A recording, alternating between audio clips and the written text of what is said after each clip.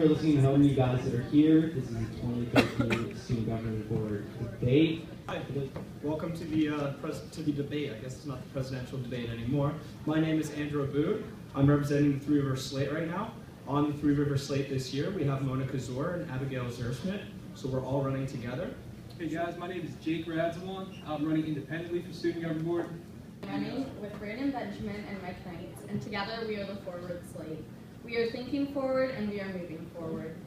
Good evening, everybody. I want to first thank Chairman Gish and Matt Singer from WPTX. My name is Ron Ria, and I have the incredible opportunity to represent Elliot Satsos and Graham Meyer for the Pitt Gold Slate. Do you find any merit to the current slate system, and do you feel that independent candidates are at all marginalized? Hi everyone, just to reiterate, my name is Ellie Satsos and I'm with the Gold Slate. I am a fan of having slates, but also keeping the option open for independent candidates.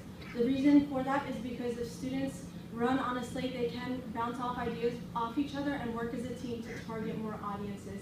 However, I do like having the option open for independent candidates because should someone choose to run on their own because they have their own ideas, that should be allowed. I am in favor of the recent decision that slates should not run together because I do agree that if the slates do get too large, they can have an overarching say on people's opinions. And by keeping them small enough so that they aren't overarching over everyone else, I think that keeps everything fair as far as students' voices to be heard. Hi again, my name is Andrew Abood. I'm from the Three Rivers Slate. So on this question of slates and functionality and whether or not independent candidates are marginalized, I would actually say I think the current system, the way it was put in place this year, is actually the most effective. I think it is a great thing that we actually got rid of the sister slate system, considering when student groups on campus get to endorse different slates, they can actually endorse one presidential candidate and 5 board members. So with that, having gotten rid of the sister slate method, it actually opens up a little bit more to make it more competitive for those individual candidates who want to get involved and want to get club endorsements. On a personal note, I felt that running on a slate is actually a great way to kind of, one, spread up the work between what's going on in our slate, but two, as a nice way of collaboration. And I think if the model for our student government is a collaborative model with 8 board members and 1 president, I think that it should also apply during the campaigning season, that we are also working on collaboration and also realizing that not everybody that we're running against here, they're not our enemies. You know, these are the people that we're trying to run with and trying to be on the board with in the end. So that said, I do like the current system and I think it should stand. And I do not think it overly marginalizes the individual candidates, but makes it fair for everyone involved. Thank you. I am in support of changing this to having no sister slates and just having the slates and the individuals. The thing about slates that I do like, however, though, as others have said, is that it does help when planning things. It helps so that groups that we're talking to aren't overbearing. When a lot of individuals aren't coming to them asking for meetings, it kind of cuts down the process. Makes it easier for us to talk to multiple people at once and also work with each other to help each other out during campaigning season. But that being said, I don't think that inhibits individuals from running against slates because we are all given the same opportunity. We're all still running as individuals who will then be working as a team together. But I do think it would help to limit it to no sister slates and the 3, and that has helped this process out. All right, as a independent candidate, I would certainly like to see a little more opportunities for independent candidates. While I do think that the slates are a valid way to run a campaign, it's certainly intimidating as someone doing it alone. You know, they got 3 guys doing it, it's just me. So I would like to see in the future more independent candidates run. I would like to see some more initiatives to promote someone who thinks that they can make a change, someone who can go out there and do it alone. Now, it has been proven in the past with Julie Hallinan a few years ago that an independent candidate can run and win, but I would like to see more push to see independent candidates run successful campaigns and get on board. All right, we can try to rework this. The Collegiate Readership Program is the program that brings the New York Times and the USA Today to campus. We have a contract with them through which we are only charged for the amount of papers used and removed from the box each day.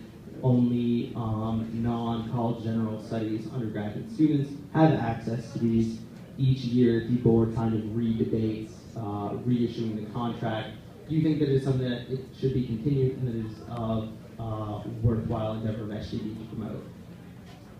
Well, now that I know what it is, I actually do use that. I didn't know that's what it was called. And I am in favor of this program for two main reasons. Firstly, I do like the way the system works. We are paid for what we use, and so if the students don't want to use it, we're not being charged for extra things that we're not using. Secondly, I am in favor of it because personally I think that the student body should be informed on more events, not just located on Pitt's campus, but worldwide. So I think by having the readership program, it gives us those opportunities to read outside of Pitt's community. Yeah, and so now that I know what it is as well, I think that I also do, I do like the sounds of it, and I think that is something that would be important to keep.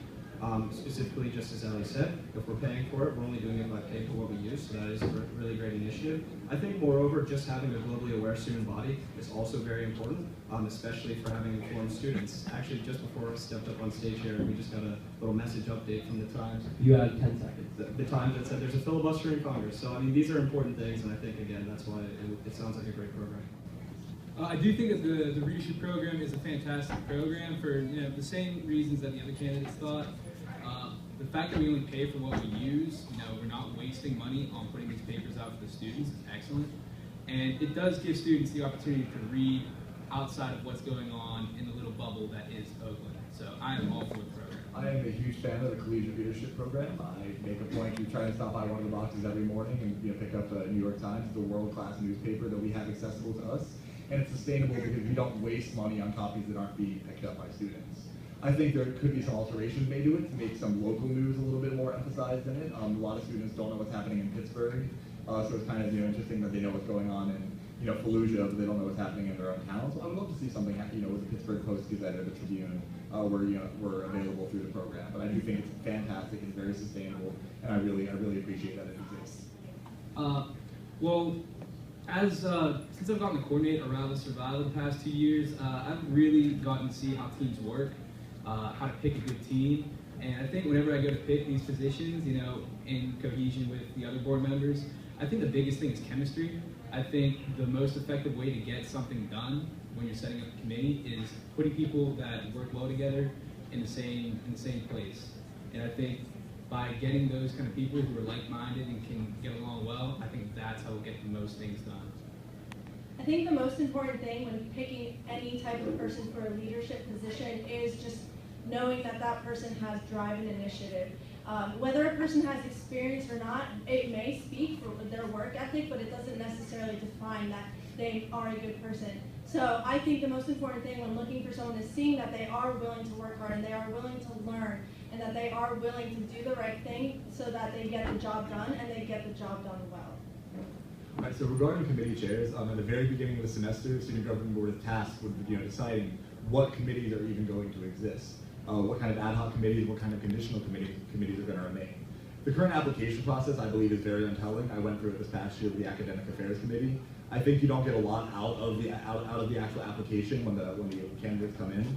So I think going out, seeing who's been on the committee, who has the experience, and not necessarily like in some form of nepotism, but definitely tapping into those resources to find out who has the experience and who has the drive and who has the passion, who's contributed to this committee already or to this topic already, and tapping them to kind of be the chairperson of a committee.